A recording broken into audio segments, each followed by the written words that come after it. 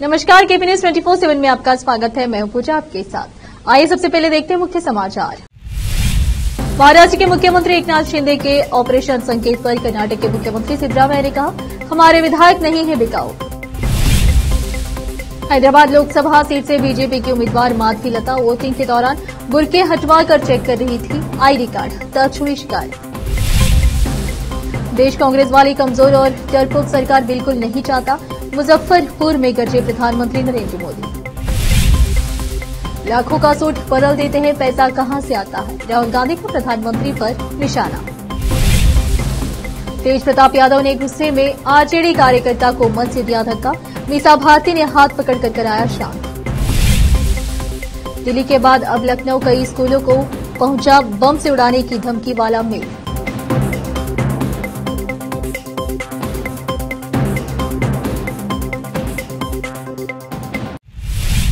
अब समाचार विस्तार से।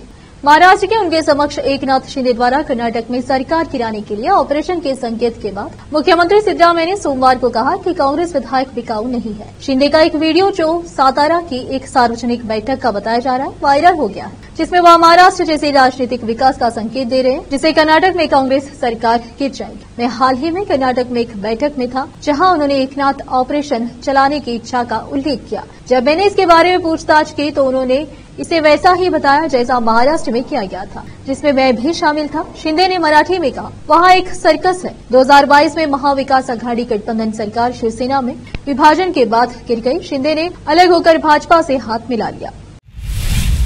लोकसभा चुनाव 2024 के चौथे चरण के मतदान में सभी की नजर तेलंगाना की हॉट सीट हैदराबाद पर। हैदराबाद से एआईएमआईएम नेता असदुद्दीन ओवैसी को टक्कर देने के लिए भारतीय जनता पार्टी ने माधवी लता को मैदान में उतारा है। हालांकि वोटिंग के दौरान माधवी लता कानूनी पचेड़े में फंस गई है। हैदराबाद पुलिस ने माधवी लता के खिलाफ एफआईआर दर्ज की है। इसकी जानकारी हैदराबाद के जिलाधिकारी ने सोशल मीडिया पर भी साझा की है। जिलाधिकारी कार्यालय ने एक्स प्लेटफॉर्म पर ट्वीट शेयर करते हुए लिखा, हैदराबाद के मलकपेट पुलिस स्टेशन में माधवी लता के खिलाफ एक शिकायत दर्ज हुई है। बीजेपी उम्मीदवार पर लोक प्रतिनिधित्व अधिनियम की धारा 132 और आईपीसी की धारा 171C 505(1) लगी है। बता दें कि माधवी लता मुस्लिम महिलाओं का बुर्का हटाकर वोटर आईडी कार्ड चेक कर रही थी, जिसके कारण पुलिस ने उनके खिलाफ एक्शन लिया है। लोकतंत्र का उत्सव चल रहा है। आज चौथे चरण के लिए मतदान हो रहे हैं। इस कड़ी में आज तेलंगाना की भी 17 लोकसभा सीटों पर वोटिंग है। फिल्म निर्देशक एसएस राजमौली ने भी अपने मत का प्रयोग किया। इसके लिए वे खास तौर से दुबई से वतन लौटे। वोट डालने की उनकी यात्रा काफी दिलचस्प रही। एसएस राजमौली ने सोशल मीडिया पोस्ट के जरिए बताया कि वे आज सोमवार सवेरे दुबई से लौटे हैं और एयरपोर्ट से सीधे पोलिंग बूथ पहुंचे। एसएस राजमौली ने सोशल मीडिया प्लेटफॉर्म एक्स से एक तस्वीर साझा की है। इसमें वे अपनी पत्नी रमा राजमौली के साथ नजर आ रहे हैं।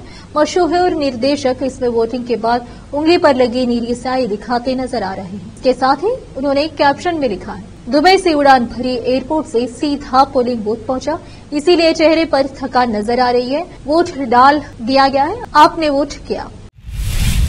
लोकसभा चुनाव 2024 की गर्मागर्मी काफी तेज हो गई है। सोमवार को प्रधानमंत्री नरेंद्र मोदी बिहार के मुजफ्फरनगर में रैली की, जहां उन्होंने जनसभा को संबोधित करते हुए और कांग्रेस पार्टी पर अटैक करते हुए कहा कि देश कभी भी कमजोर और डरपोक सरकार बिल्कुल नहीं चाहता।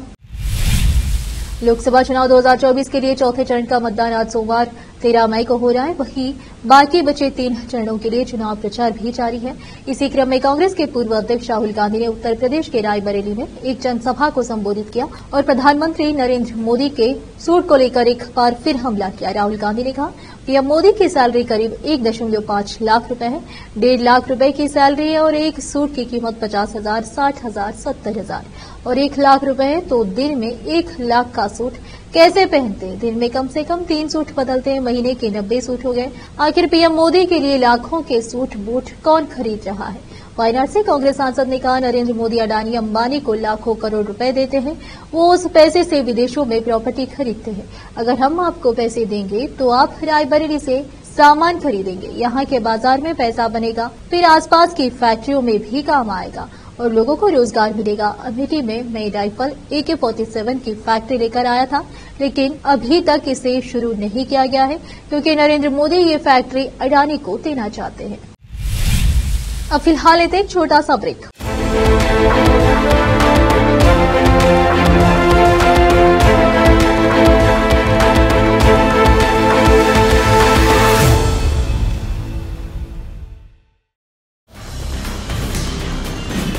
हिंदुस्तान के हर कोने में हम हैं मौजूद। 24 घंटे हालात पर गहरी नजर, खबरों से जुड़े चुपते सवालात, और आपको दिखाता है धार्मिक, सामाजिक, राजनीतिक, लोकल और इंटरनेशनल न्यूज की सबसे बेहतर कवरेज, जो आपको रखती है हर पल बाखबर। देश और दुनिया भर की खबर के लिए देखते रहें केपी न्यूज 24/7। ब्रेक के बाद आपका स्वागत है। आइए देखते हैं समाचार। इस वक्त बिहार की राजधानी पटना से बड़ी खबर सामने आ रही है, जहां आरजेडी सुप्रीमो लालू प्रसाद यादव के बड़े बेटे व पूर्व मंत्री तेज प्रताप यादव ने आरजेडी के कार्यकर्ता को मंच से धक्का दिया है। दरअसल सोमवार को लालू प्रसाद यादव की बड़ी बेटी मीसा भारती का नॉमिनेशन था।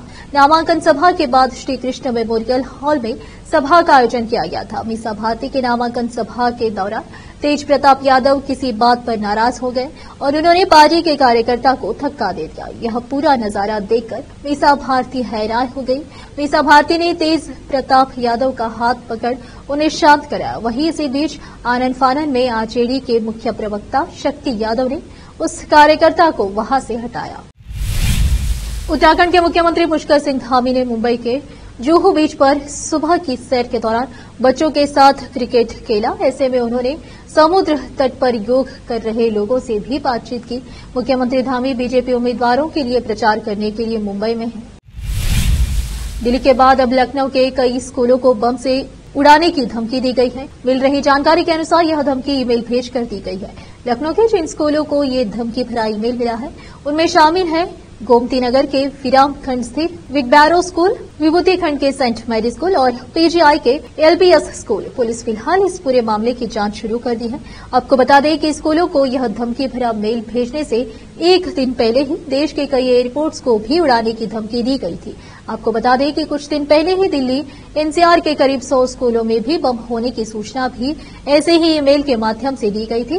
उस दौरान दिल्ली पुलिस और तमाम अन्य जगहों की पुलिस ने उन स्कूलों को खाली करवाकर जांच की थी, लेकिन स्कूलों की जांच के दौरान पुलिस को वहां से कुछ नहीं मिला। बाद में दिल्ली पुलिस समेत नोएडा पुलिस ने उस ईमेल को फर्जी ईमेल बताया था। वाराणसी में आईएमएस बीएचयू के डॉक्टरों की टीम ने कर्नाटक के उस युवक की जान बचाई है, जो कि 4 माह पहले घाट पर बेहोश होकर गिर गया था। नाविकों ने उसे 26 दिसंबर को बीएचयू अस्पताल में भर्ती कराया, जहां न्यूरोलॉजी विभाग के डॉक्टरों की टीम ने उसका इलाज किया। बीएचयू अस्पताल में 4 महीने तक इलाज चलने के बाद अब उसके शरीर के अंग काम करने लगे हैं। मरीज और उसके परिजनों ने जहां डॉक्टर के इलाज की सराहना की है, वहीं प्रधानमंत्री नरेंद्र मोदी को भी इसके लिए बधाई दी है कि उनकी पहल पर बनी सुपर स्पेशलिटी ब्लॉक में उन्हें बेहतर सुविधाएं मिली। कर्नाटक के बेल्लारी से दिसंबर में काशी भ्रमण पर अकेले आए युवक 29 वर्षीय गोपी घाट पर अचानक गिर गए। वे बेहोशी हालत में पड़े थे। घाट पर मौजूदा नाविकों की नजर पड़ी तो उन्होंने पहले गोपी को पास के अस्पताल में भर्ती कराया। उसके बाद उन्हें पीएचयू इमरजेंसी लाया गया, जहां न्यूरोलॉजी विभाग के डॉक्टरों ने उनका उपचार शुरू किया। लोकसभा चुनाव 2024 अपने चौथे चरण में प्रवेश कर चुका है। इस बीच केंद्रीय गृह मंत्री अमित शाह ने एक निजी चैनल को इंटरव्यू दिया। इसमें अमित शाह ने आम आदमी पार्टी के नेता अरविंद केजरीवाल की घोषित 10 गारंटियों पर मजाक करते हुए कहा कि एक पार्टी जो 22 सीटों पर चुनाव लड़ रही है, उसने पूरे देश में बिजली बिल माफ करने का वादा किया है। न्यूज चैनल को दिए इंटरव्यू में अमित शाह ने कहा, आप पार्टी की सीटों पर चुनाव लड़ रही है। 22 सरकार बनाने के लिए आपको 270 से अधिक सीटों की जरूरत पड़ती है। आप क्या गारंटी दे रहे हैं? आप 22 सीटों पर चुनाव लड़ रहे हैं और आप कह रहे हैं कि आप पूरे देश में बिजली बिल माफ कर देंगे। दरअसल आम आदमी पार्टी ने जनता के सामने अपने 10 वादे रखे हैं, जिन्हें केजरीवाल गारंटी नाम दिया गया है, जिसमें 24 घंटे बिजली आपूर्ति, शिक्षा और स्वास्थ्य सुविधाएं और हर साल 2 करोड़ नौकरियां पैदा करना शामिल है। इस दौरान आम आदमी पार्टी ने अग्निवीर योजना को समाप्त करने और यह सुनिश्चित करने का भी वादा किया है कि किसानों को स्वामीनाथन आयोग की सिफारिशों के अनुरूप फसलों के लिए न्यूनतम समर्थन मूल्य मिले। अब फिलहाल लेते हैं एक और छोटा सा ब्रेक।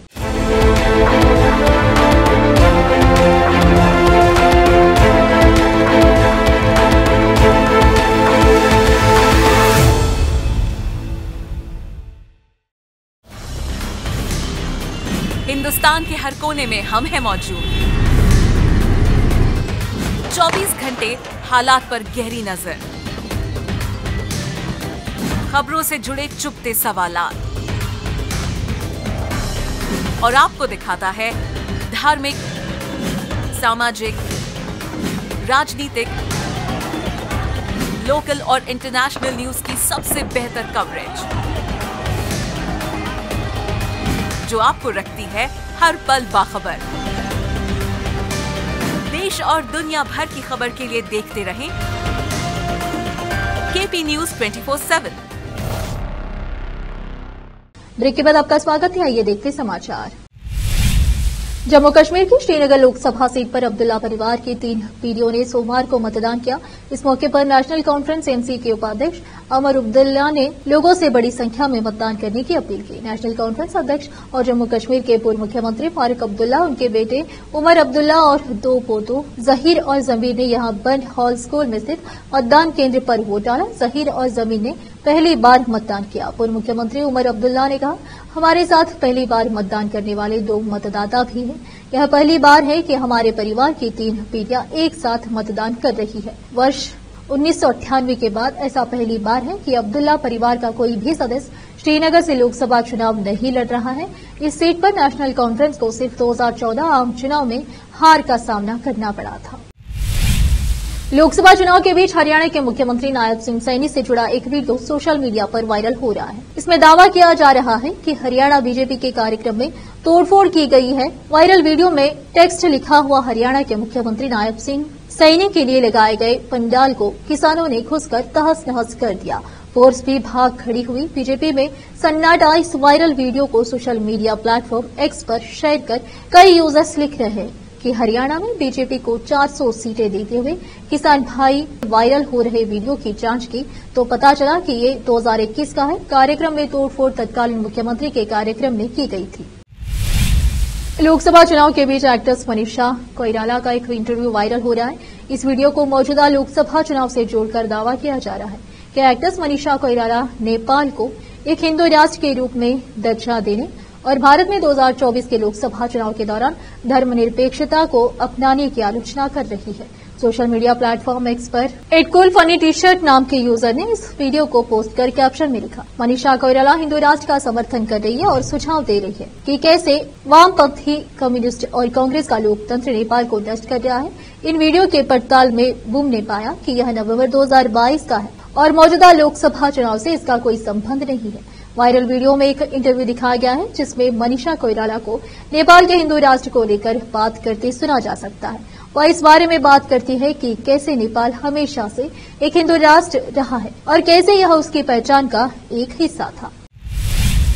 आखिर में फिर एक बार नजर डालते हैं मुख्य समाचारों पर। महाराष्ट्र के मुख्यमंत्री एकनाथ शिंदे के ऑपरेशन संकेत पर कर्नाटक के मुख्यमंत्री सिद्धरामैया ने कहा, हमारे विधायक नहीं है बिकाऊ।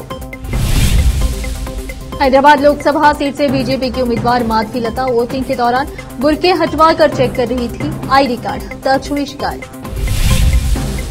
देश कांग्रेस वाली कमजोर और डरपोक सरकार बिल्कुल नहीं चाहता, मुजफ्फरपुर में गरजे प्रधानमंत्री नरेंद्र मोदी। लाखों का सूट बदल देते हैं, पैसा कहां से आता है, राहुल गांधी का प्रधानमंत्री पर निशाना।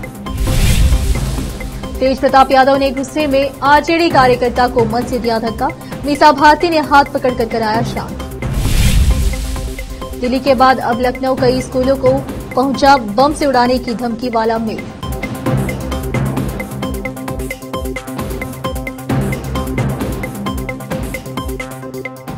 केपी न्यूज में इतना ही। देश प्रदेश के समाचारों के लिए देखते रहिए आपका अपना चैनल केपी न्यूज 24/7। धन्यवाद।